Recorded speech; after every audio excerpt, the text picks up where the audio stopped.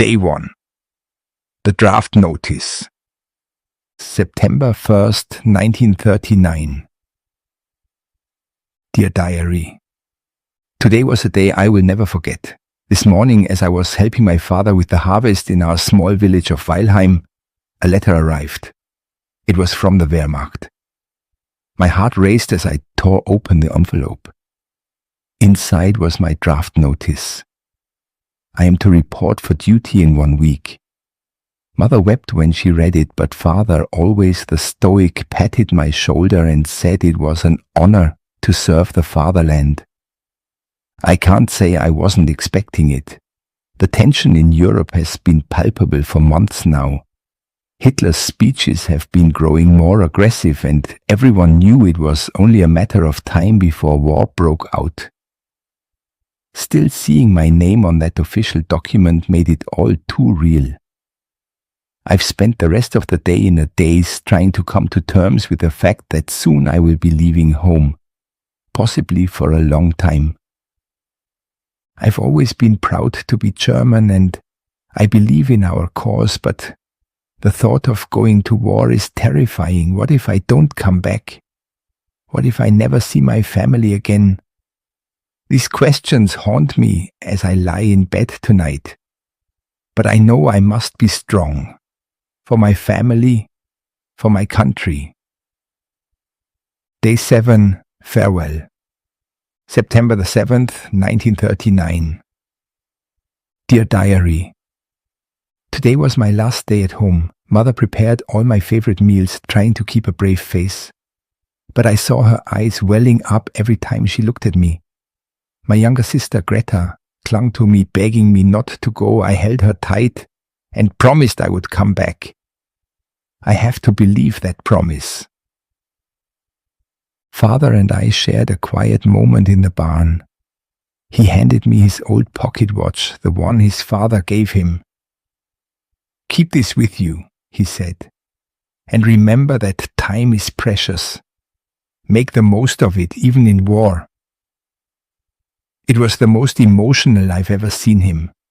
Tonight, as I pack my things, the reality of it all is sinking in.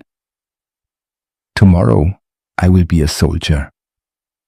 Week 1, Induction and Swearing In. September 14th, 1939. Dear Diary, this has been the most intense week of my life.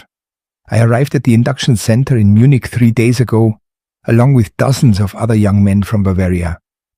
The atmosphere was a mix of anxiety and excitement. We were processed quickly, handed our uniforms, and given our first instructions. There was no time to think, just follow orders. Today was the induction ceremony. We stood in neat rows, our uniforms stiff and new, as the officers inspected us. The weight of the moment hit me as we raised our right hands and swore an oath to Adolf Hitler and the German Reich.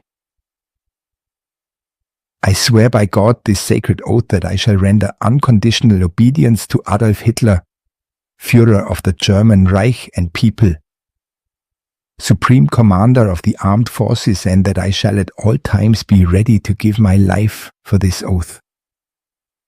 The words felt heavy on my tongue, and I couldn't help but wonder if I would indeed have to give my life. After the ceremony, we were assigned to our training units. My unit is a diverse group, some fresh-faced like me, others already seasoned by previous military experience. Our drill sergeant, a grizzled veteran named Hauptmann Müller, wasted no time in letting us know that he would tolerate no weakness. As I write this, I can hear the sounds of the camp settling for the night. The camaraderie is already starting to form among us recruits. There's a sense of shared destiny, an understanding that we are all in this together, come what may. I don't know what the future holds, but I'm determined to do my duty. For my family, for my country, and for myself. Week 2, Basic Training begins. September 21st, 1939. Dear Diary, the past week has been grueling. Our training base is located just outside Munich in a sprawling camp surrounded by dense forests. The physical training is relentless, and I am sore in places I didn't even know could hurt. We wake up before dawn to the sound of a blaring whistle and train until sundown. Our days are filled with drills, exercises, and endless marching. We start with a morning run through the forest, followed by strength training and then weapon drills. Today we had our first experience with the Karabiner 98K, the standard issue rifle for the Wehrmacht. Holding a rifle in my hands felt strange at first, but there's a certain power in it too. I hit the target a few times, which earned me a rare nod of approval from Muller. The food here is basic, but sufficient. We eat a lot of bread, sausage, and potatoes. It's far from the hearty meals Mother used to make, but it's enough to keep us going. The weather is starting to turn colder as autumn sets in. The mornings are crisp and we've already had a few rainy days that turned the training grounds into a muddy mess. It adds an extra layer of difficulty to everything we do. Our training also includes tactics and strategy. We've been learning about blitzkrieg tactics, the lightning war. The idea is to move quickly and strike hard, overwhelming the enemy with speed and firepower. It's an impressive strategy, and I can see why it has been so successful in Poland.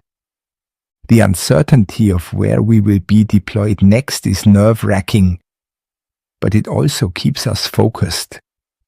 We need to be prepared for anything. The camaraderie among my fellow recruits is growing stronger. We share stories of home, our fears, and our hopes. There are moments of laughter, which are a welcome relief from the intensity of training. As exhausting as it is, I'm starting to see the value in this rigorous preparation. I'm becoming stronger, more disciplined, and more confident. The fear is still there, lurking in the back of my mind, but it's tempered by a growing sense of purpose.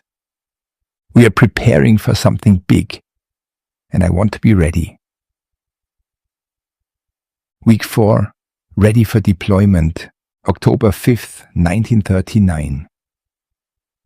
Dear Diary, it's hard to believe that a month has passed since I left home. The transformation we've undergone in this short time is incredible. We are no longer a group of young men thrown together by fate. We are a unit, a brotherhood. Our training is nearly complete, and today we received our deployment orders. We are to be sent to the Western Front, to the Maginot Line. The reality of war is now just around the corner. There is a palpable sense of tension and anticipation among us. We spent the day packing our gear and saying our goodbyes to the training camp.